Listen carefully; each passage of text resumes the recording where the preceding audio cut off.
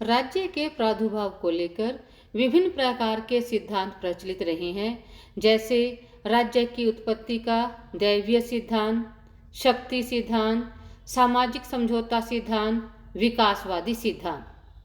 जब हम राज्य उत्पत्ति के सामाजिक समझौता सिद्धांत की बात करते हैं, तो सामाजिक समझौता सिद्धांत के 3 प्रमुख प्रतिपादक रहे हैं, जिन्हें हम हॉब्स, लॉक और रूसो के नाम से जानते हैं। आज हम इस लेक्चर में हॉब्स के सामाजिक समझौता सिद्धांत को समझेंगे।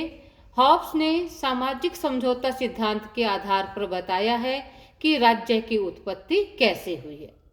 यह हम कह सकते हैं कि हॉब्स उन विचारकों में से था जो यह मानकर चलते थे कि राज्य एक प्राकृतिक संस्था नहीं है, बल्कि राज्य का निर्माण किया गया है। राज्य का निर्माण मानव के द्वारा किया गया है। यह एक मानव निर्मित संस्था है। और हॉब्स के इन विचारों को हम हॉब्स का सामाजिक समझौता सिद्धांत के रूप में जानते हैं। हॉब्स, जिसका जन्म इंग्लैंड में हुआ था, यह कहा जाता है कि हॉब्स का जन्म जिस समय हुआ था, उस समय इंग्लैंड में गृह युद्ध की स्थिति थी। चारों ओर मारकाट मची हुई थी, असुरक्षा का वातावरण था। एक जगह हॉब्स ने कहा भी है कि उसकी माँ ने एक साथ 2 जुड़वां बच्चों को जन्म दिया, एक वो और दूसरा भय। अर्थात हॉब्स का जन्म जिन परिस्थितियों में हुआ, उस समय चारों ओर डर और अराजकता का वातावरण था, जिसका प्रभाव हॉब्स के विचारों पर भी पड़ा। हॉब्स के जो प्रसिद्ध कृति है या प्रसिद्ध पुस्तक है, उसका नाम है लेवियाथन, जिसकी रचना उसने 1651 ईस्वी में की थी। और लेवियाथन में भी स्पष्ट दृष्टिगोचर होता है कि हॉब्स कहीं ना कहीं से उन परिस्थितियों से भयभीत थे। और अब जब हम हॉब्स के सामाजिक समझौता सिद्धांत का अध्ययन कर रहे हैं, तो उसने अपने सामाजिक समझौता सिद्धांत को का वर्णन विभिन्न चरणों में किया है। सबसे पहले उसने मानव स्वभाव का चित्रण किया है। और इसका जो मानव का स्वभाव जिसका उसने वर्णन किया है, वह विचार भी उसके उस काल की परिस्थितियों पर ही से प्रभावित हैं, क्योंकि उस समय किसी का जीवन सुरक्षित नहीं था, अशांति और अराजकता का वातावरण था। तो हॉब्स यह मानकर चलते हैं कि जो मानव स्वभाव से अच्छा प्राणी नहीं था, वह केवल मानव स्वभाव के नकारात्मक पक्ष को ही देखकर चलते हैं। हॉब्स ने जो सामाजिक समझौता सिद्धांत दिया है, उसमें वो सबसे पहले मानव के स्वभाव का वर्णन करता है। वो बताता है कि मानव का स्वभाव कैसा है, या सरल शब्दों में देखें तो स्वभाव से मानव प्राणी कैसा है। उसके बाद हॉब्स बताता है कि उस समय की प्राकृतिक अवस्था कैसी थी, और उस प्राकृतिक अवस्था में ऐसी क्या कमियां थी जिस कारण से समझौते के माध्यम से राज्य का निर्माण करना पड़ा, और ऐसी कौन सी शर्तों के आधार पर राज्य का निर्माण किया गया। तो इन विभिन्न चरणों के माध्यम से हॉब्स ने सामाजिक समझौता सिद्धांत के माध्यम से राज्य की उत्पत्ति पर अपने विचारों को रखा है। तो सबसे पहले हम देखते हैं कि हॉब्स ने मानव के स्वभाव का चित्रण कैसे किया है।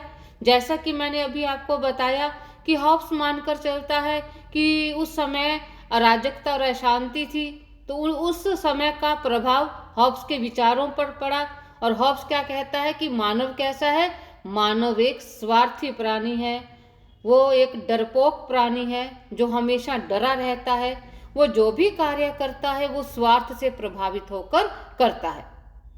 हॉब्स ने यहाँ तक कह दिया कि मनुष्य के द्वारा किया जाने वाला हर छोटा या बड़ा कार्य स्वार्थ पर आधारित होता है। हॉब्स का मानना है कि मनुष्य हमेशा से अपनी हित साधना की चेष्टा में लगा रहता है।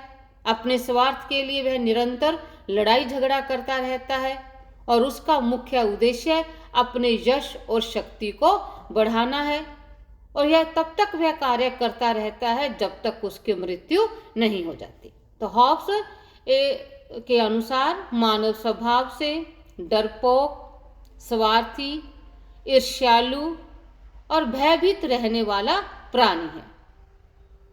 उसका प्रत्येक कार्य स्वार्थ से प्रभावित होता है और वह पूरे जीवन तक या जीवन पर्यंत अपने हितों की पूर्ति में लगा रहता है। ये था मानव का स्वभाव। अब जब मानव स्वार्थी है, मानव झगड़ालू है, वो केवल अपने हितों की पूर्ति करना जानता है, तो हम कल्पना कर सकते हैं कि उस समय की प्राकृतिक अवस्था कैसी होगी।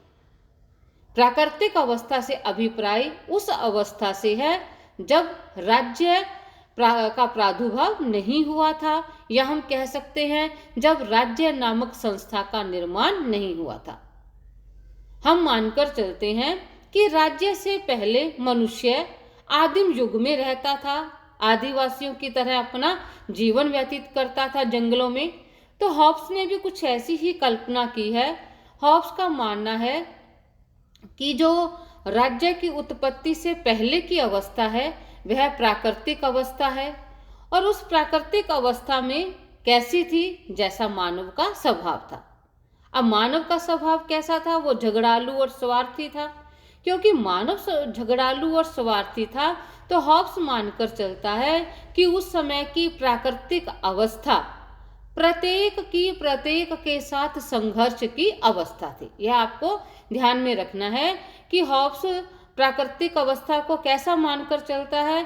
हॉब्स का कहना है कि प्राकृतिक अवस्था प्रत्येक के साथ संघर्ष की अवस्था थी। किसी का भी जीवन सुरक्षित नहीं था, ठीक है, क्योंकि मनुष्य पूर्णतः स्वार्थी था और किसी भी प्रकार की सत्ता का अभाव था। तो ऐसी जो अवस्था थी वो अराजकता और अशांति की अवस्था थी। इस अवस्था में सबका सभी से निरंतर संघर्ष या युद्ध चलता रहता था। किसी का जीवन सुरक्षित नहीं था, किसी की संपत्ति सुरक्षित नहीं थी। यानी कि जो प्राकृतिक अवस्था है, प्राकृतिक अवस्था मानव के स्वभाव जैसी अवस्था थी। क्योंकि मानव स्वभाव से झगड़ालू प्राणी था, तो प्राकृतिक अवस्था भी पारस्परिक संघर्ष की अवस्था थी। हॉब्स लिखता है कि जो हम मानव स्वभाव में संघर्ष के 3 मुख्य कारण देखते हैं, वो 3 मुख्य संघर्ष के कारण कौन से हैं? प्रतिस्पर्धा, भय और यश। हॉब्स का कहना है कि प्रतिस्पर्धा के कारण वे लाभ के लिए, भय के कारण रक्षा के लिए और यश के कारण प्रसिद्धि के लिए निरंतर संघर्ष करते रहते हैं। तो हम कह सकते हैं कि जो प्राकृतिक अवस्था है, प्राकृतिक अवस्था में मनुष्य खुश नहीं था, उसका जीवन सुख में नहीं था, वह शांतिपूर्वक जीवन व्यतीत नहीं कर सकता था, क्योंकि उनका जीवन सुरक्षित नहीं था, उनकी संपत्ति सुरक्षित नहीं थी, वह भयभीत होकर अपना जीवन व्यतीत कर रहा था। अब क्योंकि प्राकृतिक अवस्था शक्ति ही सत्य की धारणा पर आधारित थी और इसके अंतर्गत जो कोई भी जो कुछ भी ले सके और जितनी देर अपने पास रख सकने में समर्थ हो वह उतने समय के लिए उसका हो जाता था, ऐसी प्राकृतिक अवस्था थी। तो ऐसी प्राकृतिक अवस्था का अंत होना स्वाभाविक था। तो इस प्राकृतिक अवस्था का वर्णन करने के पश्चात हॉब्स राज्य की उत्पत्ति का कारण बताता है। हॉब्स का कहना है कि प्राकृतिक अवस्था में प्राकृतिक नियम विद्यमान तो थे, परंतु ऐसी कोई बाध्यकारी शक्ति नहीं थी जो उन नियमों की पालना करवा सके। या हम कह सकते हैं कि बाध्यकारी शक्ति के अभाव में सभी व्यक्तियों द्वारा उन प्राकृतिक नियमों का पालन नहीं किया जाता था, और जब तक सभी उनका पालन नहीं करते तो कोई एक व्यक्ति भी सफलतापूर्वक उनका पालन नहीं कर सकता था। तो ऐसी अवस्था में एक ऐसी संस्था की आवश्यकता अनुभव की जाने लगी जो शक्ति के आधार पर सभी व्यक्तियों को शांतिपूर्वक रखने के लिए बाध्य कर सके। यानी कि प्राकृतिक अवस्था में जिस प्राकृतिक सत्ता का अभाव था जो समस्त व्यक्तियों को एकजुट रख सके, उनका जीवन सुरक्षित रख सके, शांतिपूर्ण अवस्था प्रदान कर सके, तो क्योंकि ऐसी सत्ता नहीं थी, ऐसी शक्ति नहीं थी, व्यक्तियों में स्वार्थ और असामाजिकता होते हुए भी उनके अंदर आत्मरक्षा, शांति और सुरक्षा की इच्छा विद्यमान थी, लेकिन ऐसी कोई सत्ता नहीं थी। तो इस प्रकार इस प्राकृतिक अवस्था का अंत करने के लिए हॉब्स एक तरह से हम कह सकते हैं कि कल्पना करता है कि उस प्राकृतिक अवस्था का अंत करने के लिए सभी मनुष्य एक जगह इकट्ठे हुए। यानी कि जो मनुष्य प्राकृतिक अवस्था में रह रहे थे, क्योंकि प्राकृतिक अवस्था भय और संघर्ष की अवस्था थी जिसमें किसी भी व्यक्ति का जीवन सुरक्षित नहीं था, तो ऐसी अवस्था का अंत करने के लिए सभी व्यक्ति एक जगह इकट्ठे हुए। और इकट्ठे होकर उन्होंने क्या किया? उन्होंने एक समझौता किया। उनका मानना था कि संघर्ष के जो मूल कारण इच्छाओं की अनेकता के स्थान पर हम एकता को स्थापित करके संघर्ष को समाप्त कर सकते हैं। तो प्रत्येक व्यक्ति अपने आप को शासन के कार्यों का कर्ता समझकर उसका पालन कर सकता है, यदि कोई ऐसी संस्था विद्यमान हो। तो कैसा समझौता हुआ? जब समस्त मनुष्य प्राकृतिक अवस्था का में इकट्ठे होकर राज्य नामक संस्था का निर्माण करते हैं। किसके माध्यम से? सामाजिक समझौते के माध्यम से। तो उस समझौते की शर्त क्या थी कि हॉब्स कहता है कि मानो प्रत्येक व्यक्ति अन्य व्यक्ति से कहता हो कि मैं अपने ऊपर शासन करने के सब अधिकार इस व्यक्ति या सभी को इस शर्त पर देता हूँ कि उनकी सत्ता को स्वीकार करता हूँ कि तू भी इस प्रकार अपने सब अधिकार इसे दे डाले और उसके सभी कार्यों को स्वीकार करे। ये था राज्य का प्रादुर्भाव होना। देखिए, पहले वो हमें बताता है कि मानव का स्वभाव कैसा है। अब क्योंकि मानव स्वभाव से स्वार्थी और झगड़ालू है, सेकंड स्टेप आता है कि उस समय की प्राकृतिक अवस्था कैसी थी जब राज्य का निर्माण नहीं हुआ था। क्योंकि मनुष्य स्वभाव से झगड़ालू है, तो प्राकृतिक अवस्था भी प्रत्येक के साथ संघर्ष की अवस्था थी, जिसमें किसी भी व्यक्ति का जीवन सुरक्षित नहीं था। तो एक ऐसी सत्ता की आवश्यकता अनुभव की जाने लगी जिसके आधार पर सभी व्यक्ति शांतिपूर्वक और सामाजिक नियमों के अंतर्गत अपने जीवन का संचालन कर सके।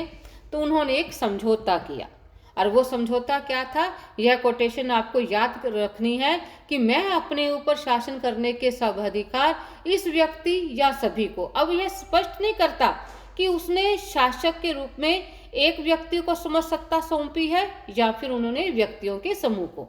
हॉब्स क्या कहता है कि अपने ऊपर शासन करने के सब अधिकार इस व्यक्ति या सभी को इस शर्त पर देता हूं और उनकी सत्ता को स्वीकार करता हूं कि तू भी अपने ऊपर शासन करने के सब अधिकार उसको दो और उसके सभी कार्यों को स्वीकार करो।